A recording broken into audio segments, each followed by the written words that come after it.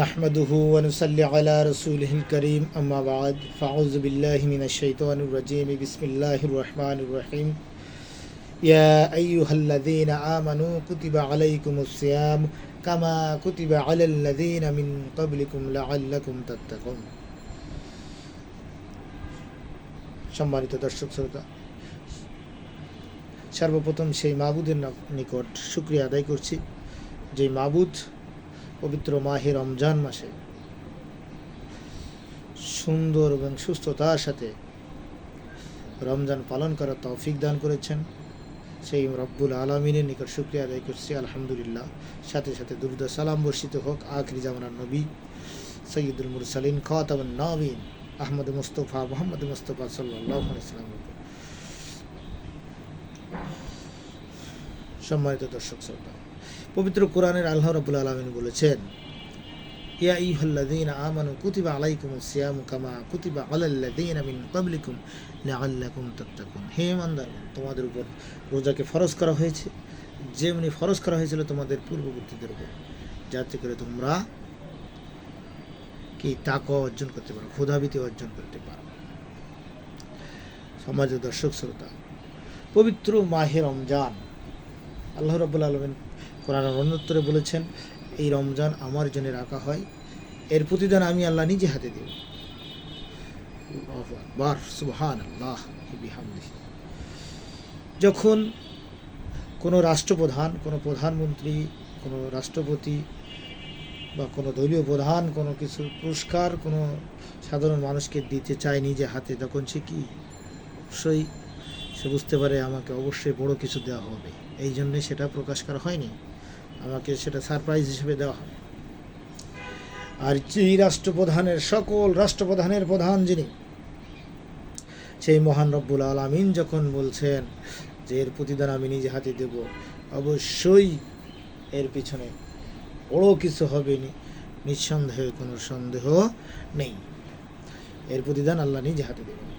প্রশ্ন হতে পারে, সকল ইবাদত তো আল্লাহর জন্যই করা হয়, সব প্রতিদান তো আল্লাহ দেবেন, কিন্তু এই রমজানের জন্য আল্লাহ কেন বললেন এটা আমি নিজে হাতেই দেব, এভাবে স্পেসিফিকভাবে কেন বললেন?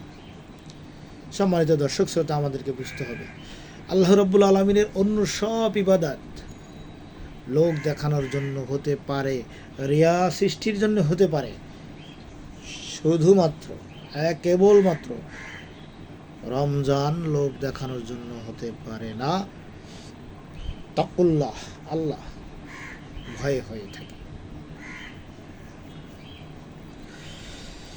আমরা যেমন বলতে পারি, নামাজ যদি সমাজে নামাজ না পড়ে মানুষ তাকে ধিক্কার দেয়, মানুষ আমাকে ধিক্কার দেবে নামাজ না পড়লে, মানুষ কি বলবে, এই ভয়ে মানুষ দেখানোর জন্য আমি নামাজ পড়তে পারি। সূরা মাউনে আল্লাহ বলছেন লোক দেখানো নামাজ পড়লে আল্লাহ কি শাস্তি দিবেন, সূরা মাউনে আল্লাহ বলেছেন।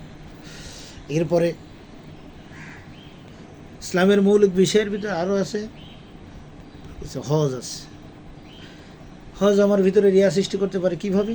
যে আমার অনেক সম্পদ আছে, আমি যদি হজ না করি মানুষ কী বলবে, সমাজে মুখ দেখানো যাবে না, মৃত্যুর পরে মানুষ নানান কথা বলবে, হজ করে আসলে মানুষ আমাকে হাজি বলবে, এই জন্য মানুষ হজ করে। এই রিয়া তৈরি হয় মানুষের ভিতরে, এই অহংকার তৈরি হয়।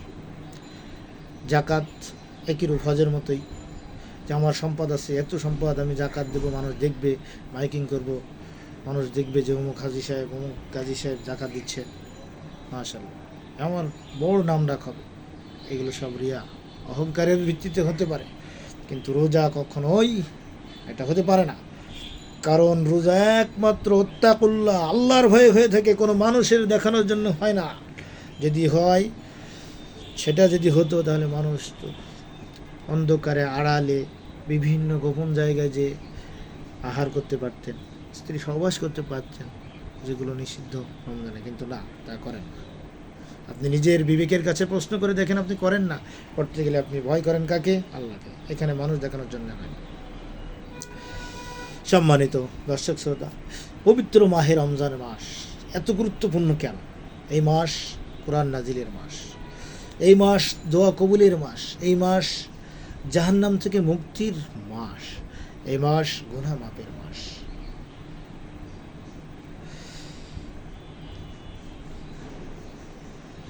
মহানবী সাল্লাল্লাহু আলাইহি সাল্লাম একটি হাদিসে বলেছেন, তিরমিজি শরীফের একটি হাদিসে বলেছেন,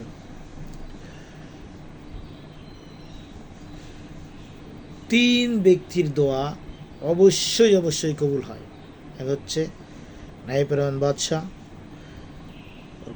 কোনো রোজাদার ব্যক্তি ইফতার করার আগ পর্যন্ত। 3 নম্বর হচ্ছে মজলুমের দোয়া বিফলে যায় না, যার প্রমাণ আমরা বাংলাদেশে দেখছি। বাংলাদেশে হাজার হাজার মজলুমের দোয়া কবুল হওয়ার বিনিময়ে আজ নতুন স্বাধীনতা বাংলাদেশ পেয়েছে। বাংলাদেশ মন খুলে কথা বলতে পারছে। জাহান্নাম থেকে মুক্তির মাস। সুনানে ইবনে মাজার একটি হাদিসে মহানবী সাল্লাল্লাহু আলাইহি সাল্লাম বলেন, আল্লাহ প্রতিদিন ইফতারে কতিপয় বান্দাদেরকে জাহান্নাম থেকে মুক্তি দেন এবং তা প্রতি রাতেও। আল্লাহু আকবার। আমরা যেন সেই দলের শামিল হতে পারি, আল্লাহ রব্বুল আলামিনের নিকটেই দোয়া করি। গুনাহ মাফের মাস। আল্লাহু আকবার।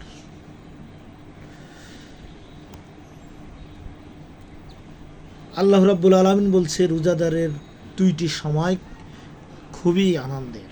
একটি হচ্ছে ইফতার, একটি হচ্ছে মহান রব্বুল আলামিনের দিদার। আর এই ইফতারের মুহূর্তে যদি দোয়া করা হয়, কোনো গুনাহগার পাপী বান্দা যদি দোয়া করে, অবশ্যই আল্লাহ সেই দোয়া কবুল করবেন।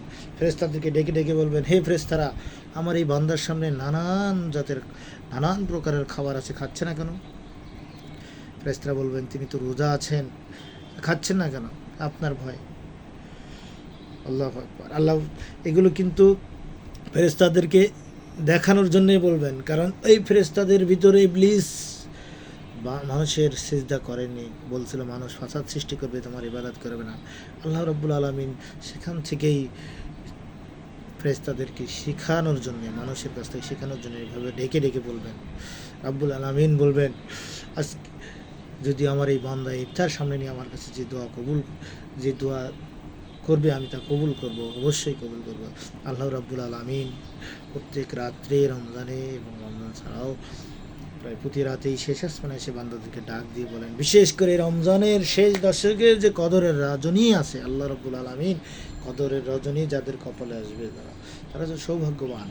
কদরের রজনীতে শেষ আসমানে এসে ডেকে ডেকে বলবে, হে আমার কোন বান্দা আছো, হে আমার বান্দা, কে আসো, কি চাইবে আমার কাছে? অবশ্যই আমি দেওয়ার জন্য প্রস্তুত আছি। আমাদের প্রত্যেকের উচিত তালিকা করা, কি চাইব, অবশ্যই তালিকা ধরে ধরে যাতে বাদ না যায় আল্লাহর কাছে যাওয়া। অবশ্যই আল্লাহ কবুল করবেন। আল্লাহ হচ্ছে রহমানুর রহিম, গফুরুল গফার। আল্লাহ সীমাহীন ধৈর্যের অধিকারী, সীমাহীন রহমতের অধিকারী, সীমাহীন ক্ষমাশীল। আল্লাহ রাব্বুল আলামিন পবিত্র মাহে রমজানের সকল হক আদায় করে আমাদেরকে ক্ষমা করে দিক, আমাদেরকে জান্নাতের উচ্চ মর্যাদা দান করুক, আমাদের শাহাদাতের মর্যাদা দান করুক। আল্লাহ রাব্বুল আলামিন বাংলাদেশকে সকল ষড়যন্ত্রের হাত থেকে মুক্ত রাখুক, এই দোয়া করি। আজকের আলোচনা এখানেই শেষ করছি, এবং আজকের আলোচনা থেকে যতটুকু শিখছি সেটুকুর উপর আল্লাহ আমাকে সর্বপ্রথম আমল করার তৌফিক দান করুক, সাথে সাথে যারা শুনছেন সকলের আমল করার তৌফিক দান করুক। ওয়া আখিরি দাওয়ানা আলহামদুলিল্লাহি রাব্বিল আলামিন। আসসালামু আলাইকুম ওয়া রাহমাতুল্লাহ।